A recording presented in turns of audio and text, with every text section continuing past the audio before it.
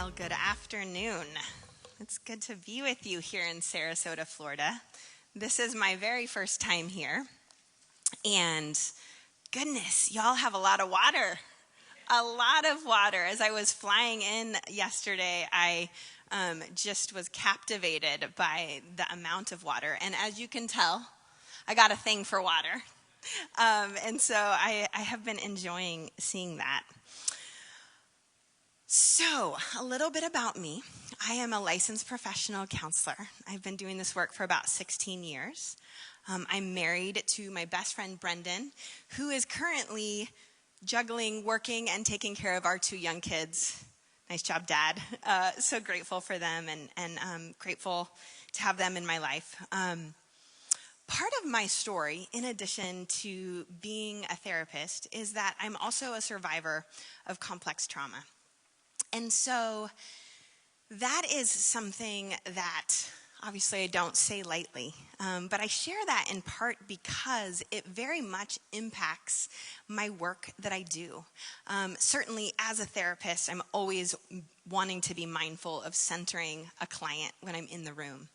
But having lived experience as a trauma survivor has been important. It has given me some really, I think, unique insights into the work that I'm doing. And I hope that that will come through in the work that I'm doing. Because my hope is that ultimately this will not only help all of us in our work to be human, but that it also, in particular, is a resource to folks who have oftentimes felt the most misheard, who have been misattuned, who have not been seen. And so that's part of my work. But so today, one of the things I wanted to say before we get going into this talk is that I am going to be talking about trauma. And because that's true, I just want to invite you, even in this time, to be aware of your own body. And so what that means is if you need to get up and go to the back of the room, if you need to take a break, if you need to get a drink of water, whatever you need to do, part of my perspective is that in the ways that we are able, that the medium itself would be the message. That how we do what we do is as important as what we do. I'm going to say that again. How we do what we do is as important as the thing that we do. And we're going to talk a little bit about why I believe that so deeply. Because I think in our culture, we are not short on information. I mean, this is partially a rhetorical question, but raise your hand if you are on overload of information. Because I know I am. Every day I'm like, I got to just go ahead and delete that for a little while because my brain is like, whoa, that's a lot, And so oftentimes I think a lot of this work is not about having more information. It's about partially honoring our bodies and our capacity as we get the information that we do. So my hope in this particular talk and then this evening is I'm going to be talking about my book, Strong Like Water, and what it means to become strong like water. But as I do that, I want to tell you a little bit more about why I do what I do, how, what the values are behind what I do. And then ultimately, I hope that you will get the information you need to at least begin to engage that journey in your own life of strong like water. And honestly, I think in many ways, this isn't so much about, many of these things, I think you're probably already doing in your life. You're already tapping into some of these resources. But I hope that this might give you more language. I hope that you might be able to do some things a little bit more intentionally because you are becoming more aware of this work. So this is a quote from my book. When the idea that what doesn't kill you makes you stronger plays out in real life, we see that it just doesn't hold up. What doesn't kill us can actually make us isolated, traumatized, and deeply harmed if we don't receive the support we need as we go through it. I wrote Strong Like Water and got interested in this work very much because of this, living around this concept right here. Part of my story of growing up in a highly traumatized, chaotic family with at least one caregiver who was literally terrifying, and having to navigate just the various layers of harm that came from that. Some of the complication was that I learned how to adapt to what was coming up. I learned how to look really strong on the outside. And what that meant was that I achieved in various areas. I became a really good athlete and a good student. I became the person people depended on. I became someone who they were like, dang, she's really wise. But at 10 years old, right? Like, you have to think, do we really want kids to be always that? Like, where'd you get that? And where did you learn to have to do that? And so in a way, this quote, I think, sort of summarizes this idea that when you're in the middle of your heart is hard, and you're alone, and you're scared, and you're afraid, and someone comes up and they're like, oh, I got you. They're like, hey, I got the right thing to say. What doesn't kill you makes you stronger. And you're just like, whoosh.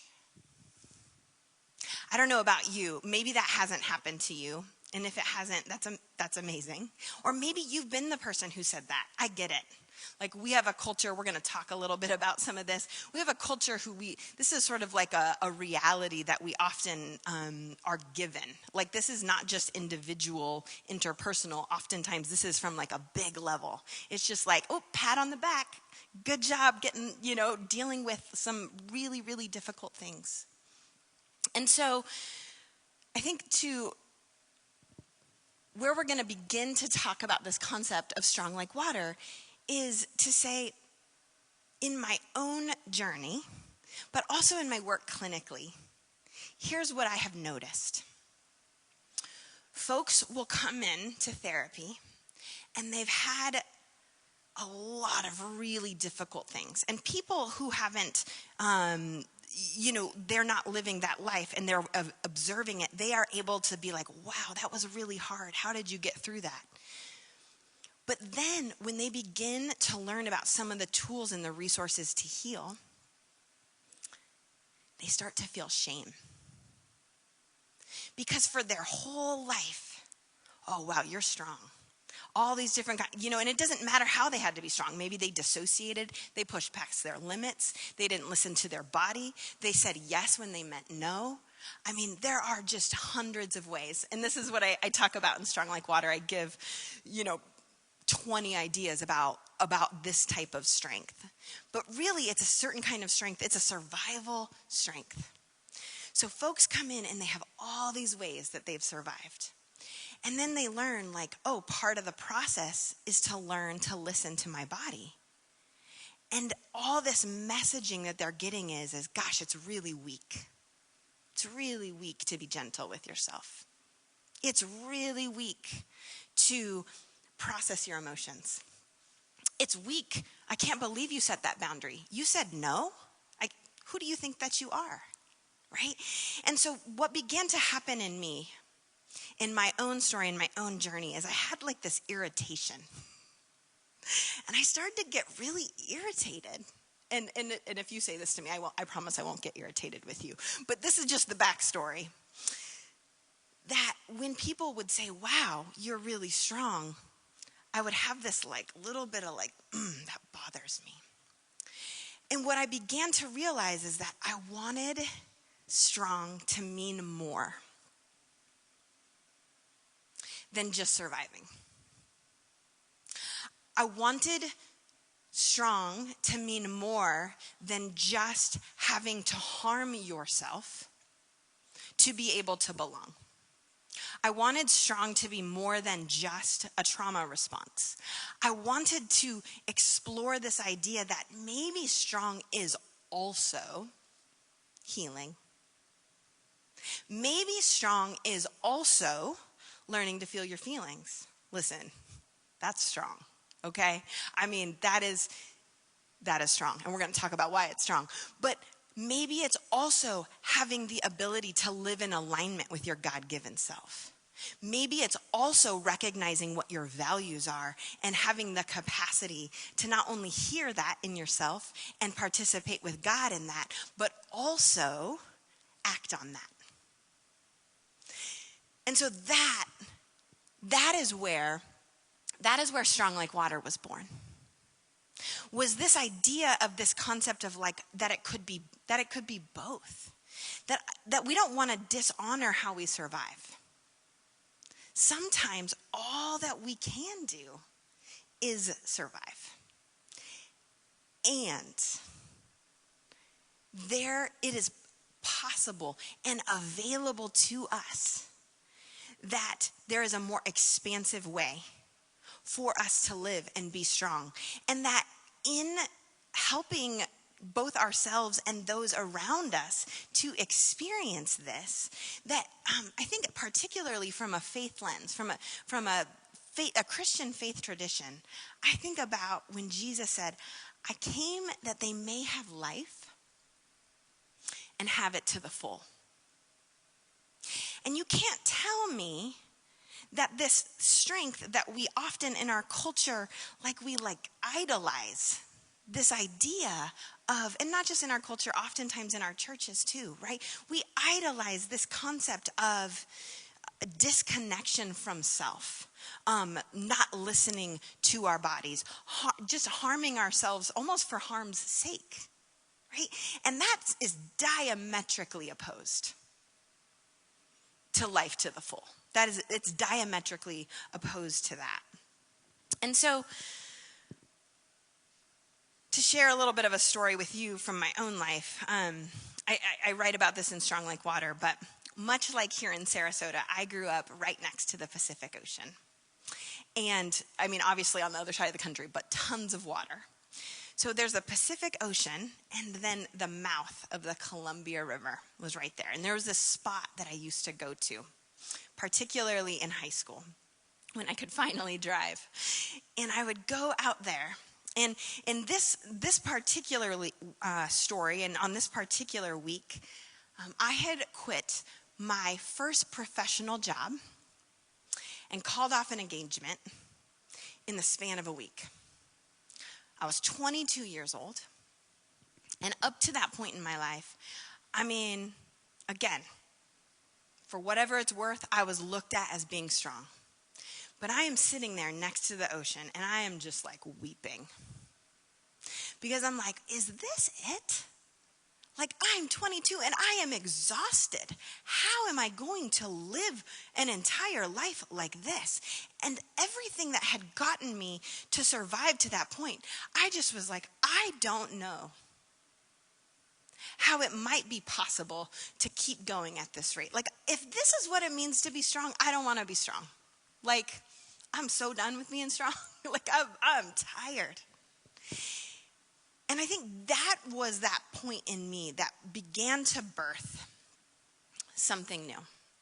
It began to make me understand that maybe there is a different way. And I didn't know what it was yet. But I thought there had to be something. And so to get into this a little bit more, we're gonna talk about this through the lens of what I call the sacred roadmap of our bodies. And we're going to really look into sort of interpersonal neurobiology and some somatic work. And I'd like to geek out a little bit, but I'm going to try not to go too deep. But I just think it's all, I hope it does empower you today. And partly, I hope that when you leave these sessions, one of my big hopes is that you will walk away with a sense of like, wow. Like my body, like the way that God designed our bodies is phenomenal. It's phenomenal. And there are like all these little miracles that are constantly happening. And I get to see that often in my work as a therapist. And it's really hard. But one of the things that I think is the flip side to talking about trauma is that you also get to talk about healing. And so I hope you feel the spectrum of that today. I'm gonna be talking particularly in this session a lot more about the underpinnings, meaning some of like the theories that I really am working from. But that's going to move us, especially tonight, towards what does it look like to embody the fullness of a different kind of strength. And so that's where we're going as we talk about this. But I'm going to just highlight these quotes because I think they're really beautiful. One is from Barbara Brown Taylor, and she says, "Our bodies are prophets. They know when things are out of whack, and they say so." Whew. I don't even know if she knew how much wisdom there is there. Maybe she did, and I think that's amazing. But I love this quote so much because I think there's so many layers to, even like biblically, like oftentimes prophets are not received well. And how often do our bodies speak to us and we're like, "I do not have time for you," or "You are a problem for me," or "I don't want to hear what you have to say."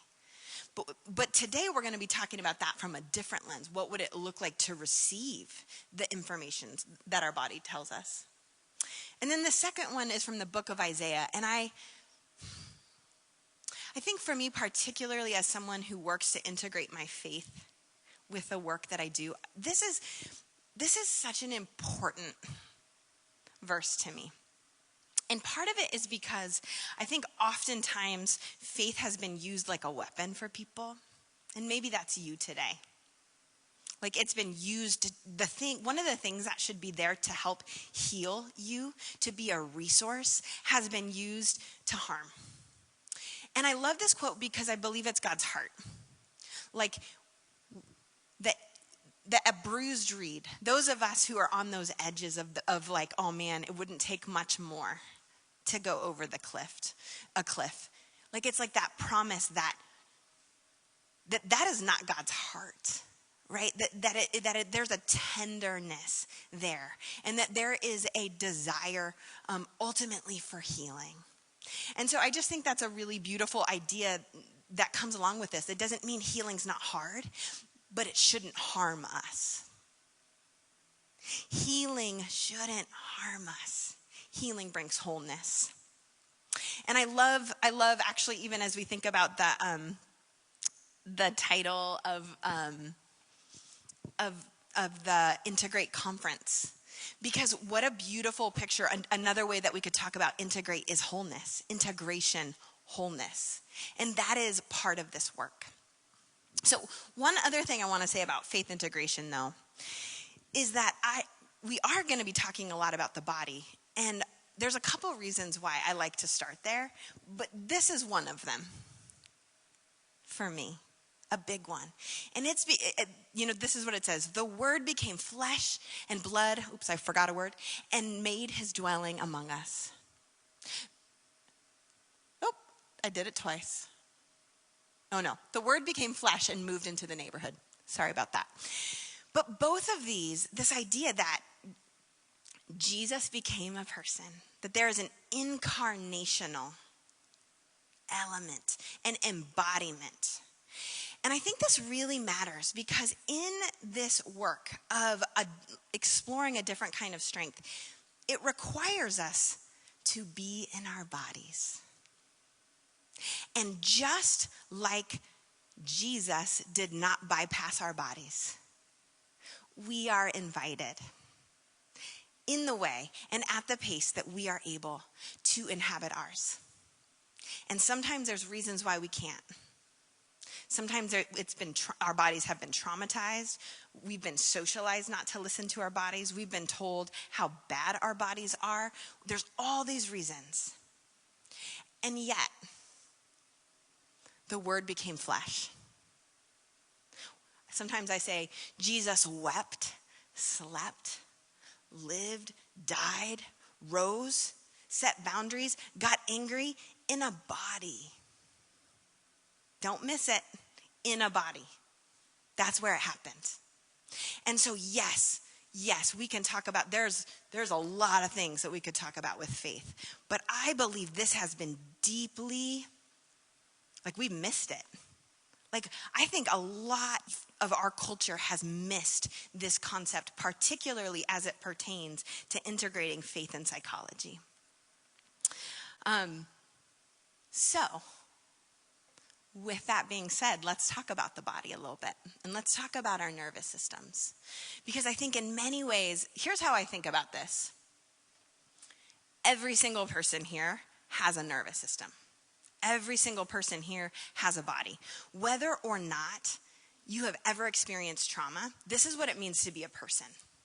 And I find that particularly trauma survivors, it can be really disorienting to have things happening in your body, right?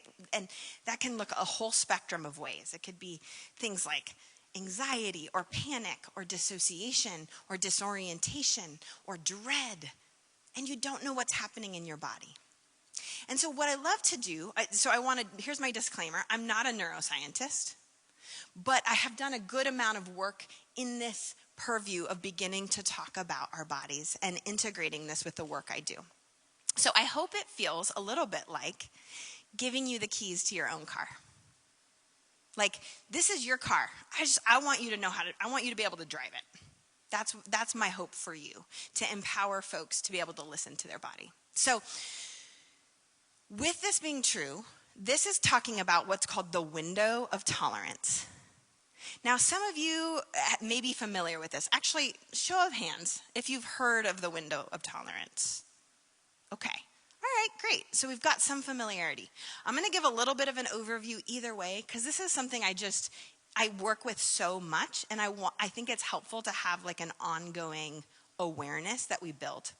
But the window of tolerance is a concept coined by Dr. Dan Siegel, and it's essentially the range of arousal in which we can feel our feelings, or we can have an experience, or we can remember something, or we can really just do anything, basically.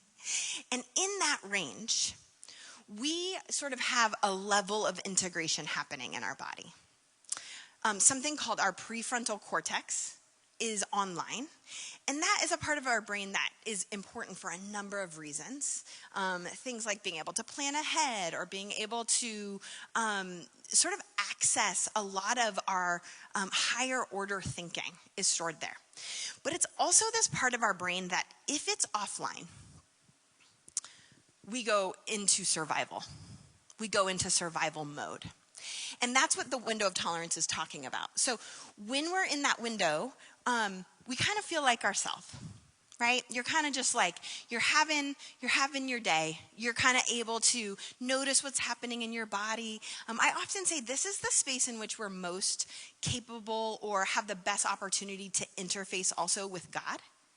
And it's not that God's not available to us in other nervous system states, is that our brain oftentimes is, when we go into that survival mode, we don't have the eyes to see that God is there with us. So when our bodies begin to experience any level of threat, what happens is that if we don't have the resources to navigate the threat, we will go up into what's known as, you could call it hyperarousal, or you could think of it like your sympathetic nervous system. But here's the big thing that I want you to think about. It's mobilization. It's basically like, I need to get away from this thing right now. So when I lived in Colorado, because I now live in Michigan, and I just survived my first winter, so if anyone wants to give me an award, I'll accept it. Quite proud of myself for surviving. So when I lived in Colorado, I moved away about a year ago. I used to love to go hiking. And when I would go hiking, what I learned over some time is that there are a ton of snakes.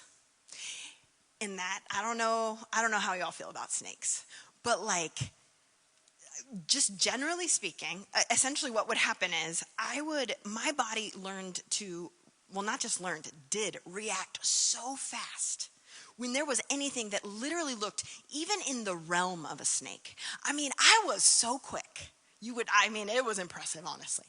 No, but here's why I share this example. This is the sympathetic nervous system. It mobilized me to be like, oh, there is a threat and I gotta go right now. So what's happening in our bodies is that we are, without a conscious thought, adjusting to threat. And if it's successful, like we move, the threat passes, and then my body calms down. I'm like, whew, that was a little weird. And then I come back to my window. But if, let's say something else happened, like I was in this situation and I felt trapped and I was somehow in a room with these snakes, I might get to the point where I would drop down into what's known as hypoarousal. So this is a low side of the window of tolerance. And basically this part of our body is sort of, I want you to think of it like conservation. And the conservation piece is like, I can't get out, so what's going to help me survive and do my best to somehow navigate this situation? So with all of these experiences, this is just normal. This is just part of what it means to be human. It's a good gift that we have, this ability. But now I want you to think about, folks, or maybe this is you. But maybe the threat maybe the threat didn't end. Or maybe the threat got stuck in our bodies in various ways. And that's where, and we're going to talk about what makes something trauma a little bit more. But essentially, when someone has had an experience that isn't able to be fully processed, they never return to safety. That experience can get stuck in our bodies, and it affects that window of tolerance. And that's the thing I want you to take away here, is that everybody has a window, but when we have a history of unresolved trauma, that window can get smaller, and it can cause our bodies to have to be on even more hypervigilant, looking for potential threat. And that is, in many ways, a good thing.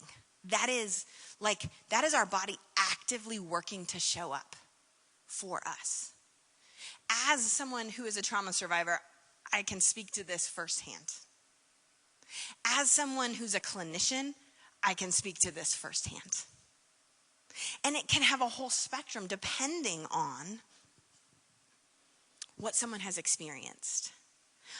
In Strong Like Water, I talk about a situation with a client where just smelling the wrong smell sent her into a sort of a dissociation because there was such a strong connection with a traumatic experience. And that's how quickly our bodies go, oh, that's not safe, go and, shift into some kind of other defensive mode. So there's a whole variation here that I think it's a both and, right? Like one of the things I hope you see here is not just like, oh boy, our bodies are really giving us a hard time again. There it goes. There I am with my anxiety. Yep, there I am, just so out of it. Just can't pay attention. Got no energy. So easy to go there, right? I want to just invite you to bring compassion here. And also, in a way, I hope it reminds you of, in a weird way, actually the goodness of God. Because when we don't have the capacity to adapt to trauma, the psychological intensity that would put on our psyche is so high. The cost would be even higher than it already is. So I think I put such an emphasis on that because I think a lot of folks carry shame.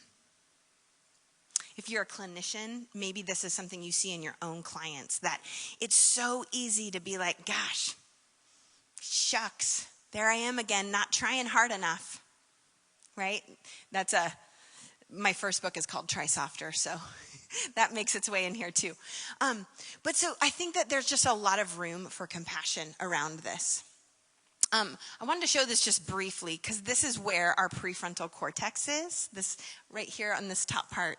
And this once that's offline, this brain stem and our limbic system really is just, they're so good. We need those parts of our brain. But when it's not stewarded by that prefrontal cortex, it's sort of like having your kids drive the car. Right? Like your kids are driving the bus and let's just do our best not to crash. Is a little bit what's happening. And so that prefrontal cortex really is such an important part of our brain. I want to just briefly mention polyvagal theory here. And that's in part because a lot of the ways that I talk about the window of tolerance and some of this work, we're going to talk about the vagus nerve this evening a little bit more. But this vagus nerve extends all the way. Like it's a huge nerve. And essentially the top half of that vagus nerve is a really important part of, it's the part of us that's activated when we feel like we're in our window and we want to connect with people and we're pro-social and we're able to sort of communicate safety to others. And then this lower part here is where we go, that's really active, right here, nice big picture. When we go to that low side of the window of tolerance. And so I wanted to just give you this imagery to help you understand, like, this is massive and it affects our nervous system state constantly.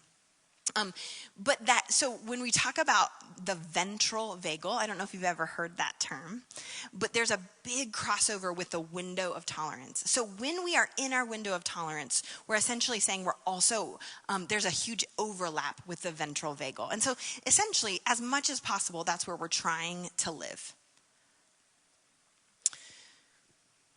So we're going to go back to talking about, and I'm just going to keep an eye on time. So we've talked about the window. We've talked about honoring our bodies. We've talked about why this matters. But I want to talk a little bit more about trauma and just understanding how the window of tolerance helps us view this work and view healing and all that we have to offer. And I think one of the big things I just like to teach people is that our bodies are literally designed to almost like think about it like if you have an experience, it's like you are having a meal. And if the meal isn't too big, your body can digest it. And then you digest it, and then it gets processed how it's supposed to get processed, and then you don't really think about it again. Like it's over. Like you don't have any bad feelings about the meal, right? Trauma is a little bit like somebody brought you an 8-course meal. And maybe you're already stuffed.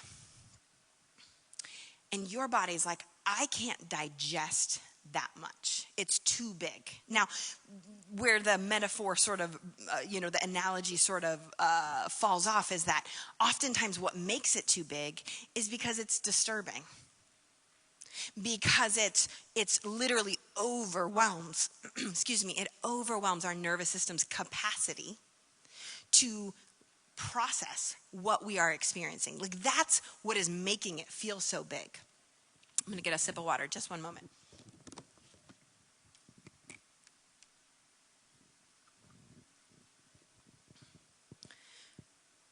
So you have an experience and your body essentially is picking up like for lots of different reasons because there's so many different types of trauma. But your body perceives this is way too much for me to handle. So first I'm going to go up into my sympathetic nervous system, thinking back to the window of tolerance, right? I'm going here. I'm going to try to deal with it. That didn't work. Okay, maybe then I might have to go down into some sort of dissociation to either disconnect from it or to have to submit to it or whatever that looks like. And in the course of our nervous system responding to that, essentially our body goes, I can't continue to process this. And so it essentially gets fragmented in our nervous system. The sensation, the picture, potentially what you are hearing, all these different parts of the experience, rather than having, sort of the file that you took out and then you neatly put the file where it was supposed to go. Trauma goes, these are scissors. I'm going to shred it all up. Good luck finding it's like good luck with the pieces a little bit. And so what I mean by that is it is not stored like normal memories in our body. And so that is why that window of tolerance shrinks. Because then, let's say you recall a sound that was very connected to a situation in which you were harmed, and then you hear that sound again. Your body has essentially internalized that sound, but in a fragmented way, and has paired it with danger. And so it is now when you hear that sound, you're right out of your window. You're right out of your window. And so what I want you to see is there's a wisdom to that. And what's the wisdom? The wisdom is our body saying, that was really dangerous, and I don't want to do that again. So I'm going to do everything I can to avoid it. That's the wisdom. But the healing comes as we begin to have the resources, the support, the care that we need. So all those pieces that got fragmented and cut up, we're gathering them. We're gathering them back. And as we do that, in that journey, it's almost like, I'm a very physical speaker, as you can tell. It's like this foot, you're in your window of tolerance, and this foot, you're in your sympathetic nervous system. And so what that's happening is that prefrontal cortex is it's available to you. So there's some integration, but your body is essentially saying, like, it's okay. It's over now. You're bringing those experiences back into a form of integration. And really, that's the big picture. That's a big picture of what healing looks like. A lot of this perspective, I love the work Francine Shapiro. Some of you may be trained or familiar with EMDR, which is a trauma modality. It's one that I used. And I really appreciate Francine Shapiro, who has now passed away. But she came up with this adaptive information processing theory. And this theory essentially says that our bodies, when we have what we need, when we have the safety, when we have the support, that we are capable of digesting, basically. Now, this doesn't mean we're invincible, obviously. It doesn't take much to see how fragile we are as people. But I hope you can see the miracle there. I hope you can see the miracle, like in the same way that you get a cut. For most people that will heal. It's very similar, with our experiences around emotional pain. That our bodies are made and designed to ultimately do that when they have what they need. And then finally, talking about this big T and little t trauma, I've been talking about trauma from a really big, broad perspective. Generally, I say trauma is anything that overwhelms our capacity to cope. Meaning, literally, your nervous system goes, that's too much, and I got to just let it be fragmented because I can't move it all the way through. But big T and little t trauma, essentially, we're delineating sort of PTSD, right? And I'm actually going to go to this next slide. And then basically any other experience that our body doesn't have the capacity to move through. So this is from my book, Try Softer. But I talk about this, and this is not all-encompassing, so just know that. But experiences like a life-threatening situation, experiences like sexual violence, experiences like serious injury, experiences like natural disasters have the potential, especially diagnostically, to potentially cause PTSD. But little t trauma is essentially saying, there are so many others. I mean, I put some of them, but there are many. Things like bullying, estranged parents, verbal emotional abuse, going through a bad breakup, racism or discrimination, experiencing grief or loss, experiencing intense transitions, growing up in poverty, undergoing medical procedures. One of the things I want to say here is that please do not hear that in calling it little t trauma, it doesn't matter. Like, I think that's my one thing about that I don't like calling it big T versus little t, because it I have some things with it. I'm working it out. But here's why I think that it is helpful to be able to name the fullness of this spectrum, is that I think in our culture, so often, the only type of trauma that's been recognized is PTSD as diagnosed by the DSM. And because that's been true, we've missed this from a functional place. Like, that's what I'm talking about. Like, I'm not saying the details don't matter, but what I am saying is that the function in our bodies is the thing that ultimately, I'm like, is it still stuck? Then we got to work with it. That, like, in many ways, from a practical lens, that's what we're kind of saying, right?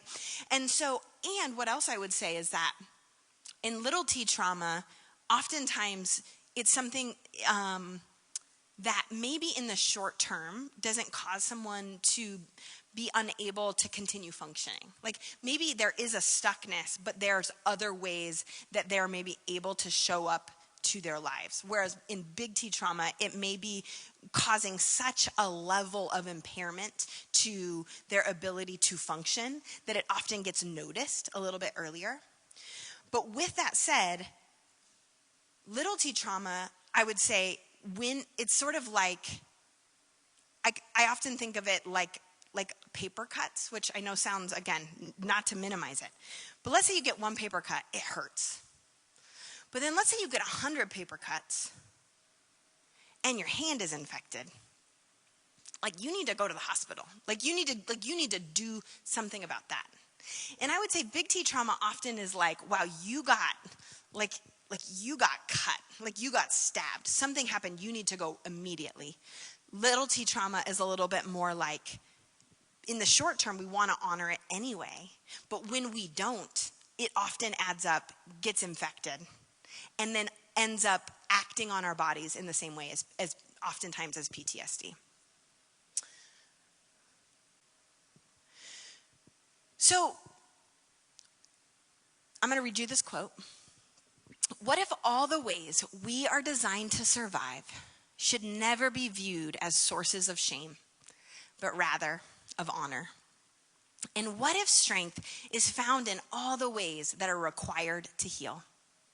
In other words, what if our innate ability to survive distressing, overwhelming, or traumatic experience is strength, but so are tenderness, compassion, feeling our feelings, and learning to rest? What if it's not a question of either or, but instead both and? This is precisely what brought me to conceptualize the flow of strength. So, keeping in mind everything I've just shared with you, right? We've got polyvagal theory, we've got the window of tolerance, we've got discussion of trauma, there's a lot there. And we've got my ongoing irritation with how we view strength in our country, in our world. From that, I conceptualize this idea of what I call the flow of strength. And I write about this in Strong Like Water. And basically, how I think of it is, and we're going to talk about this a little bit today, or this morning, this afternoon, and then I'm going to unpack it a little bit more also this evening. But this situational strength, I want you to think about it like everything I told you about what it's like when you go out of your window of tolerance. Situational strength is survival strength. It is the strength that we rely on when we feel like we are in a life or death situation, whether or not we actually are. And I think it's really easy for people to think like, oh yeah, life or death situation, of course. But like, how about the feeling of, like, it feels life or death when you're at the grocery store? right? Like, what do we do with that? Where do we begin? What about the feeling of life or death when your partner or your spouse or whoever is angry with you? And it feels like the world is going to end. These are all what I would call situational strength, because there are things that we do because our bodies are designed to survive. There are things that we do to make us through, and probably at some point we needed them. Or potentially in the present we do need them. That can also be true. But as we have the safety we need, as our body begins to pick up some cues of safety, and we're going to talk about that quite a bit more this evening, but as our body has some cues of safety, we begin to move into first transitional strength. And transitional strength is, I think of it a couple of ways. One, it's sort of like that top of your brain that goes offline when you're in survival mode. It's beginning. It's like tiptoeing it back in the picture. Maybe it's not fully online, but this is the part of yourself that has the capacity to notice what's going on in yourself. It's the feeling of being able to be like, let's say someone was really rude to you. And you feel your cheeks flush. You feel something starting to happen in your body, right? But let's just say you have somebody there with you that like you really trust and care about, and like your body's kind of picking up, like you're not alone. And then you're able to be like in yourself to say, I'm noticing I'm angry. I'm aware that this person who's talking to me this way is making me really angry. Notice the difference. Notice the difference. Not I am angry. Not I am anger. Right? Because that's kind of how we feel when we're in situational strength. Like, I am my pain. I am my trauma. I am what has hurt me. I am, like, we lose ourselves in that. We don't have a concept of withness because we can't. Because the part of our brain that allows us to do that isn't available. And so the transitional strength begins to bring back resources to us. It begins to give us the opportunity to connect with people around us. It begins to give us the ability to recognize that there are other ways through. And so, again, this is a different kind of strength, isn't it? It's different than just surviving. If you've read my book, Try Softer, a lot of that book takes place within transitional strength. That idea, I talk about compassionate attention. And this compassionate attention is very much about creating a way to be with ourselves, a way to notice that in the same way that God is deeply compassionate to us, that we have the opportunity to steward compassion to ourselves. And so that's what's beginning to happen in transitional strength. And then ultimately integrated strength. And integrated strength is essentially, let's go back to the example of someone making you angry.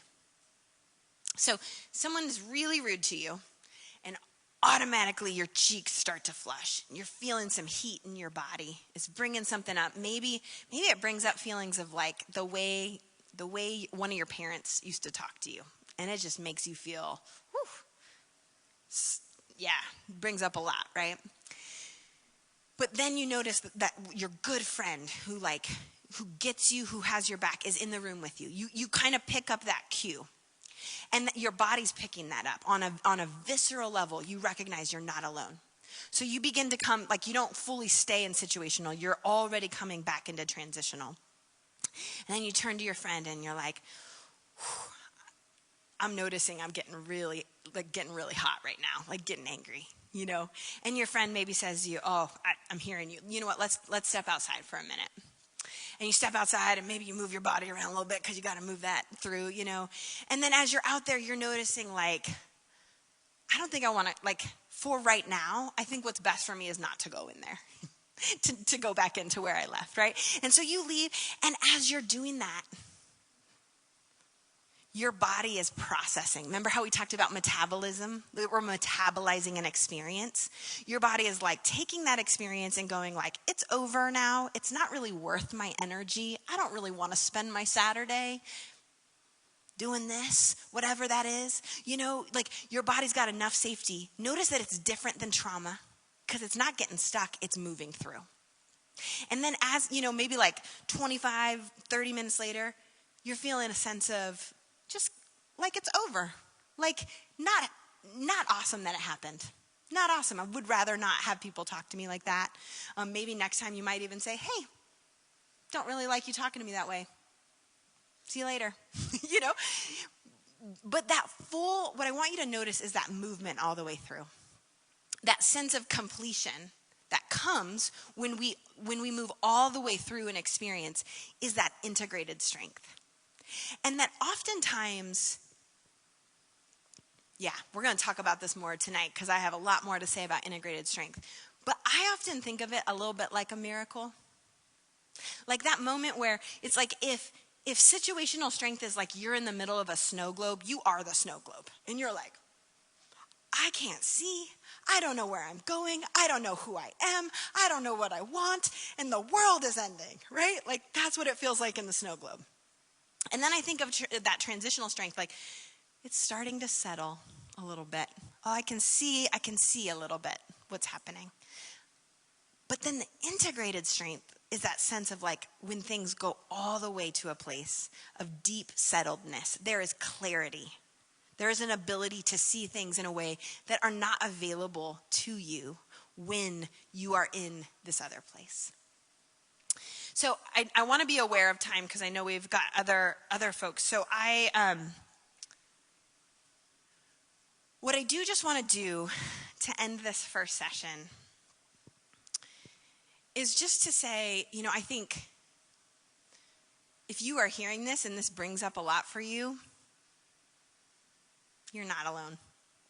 I think this kind of work is multi-layered and in many ways the work of a lifetime.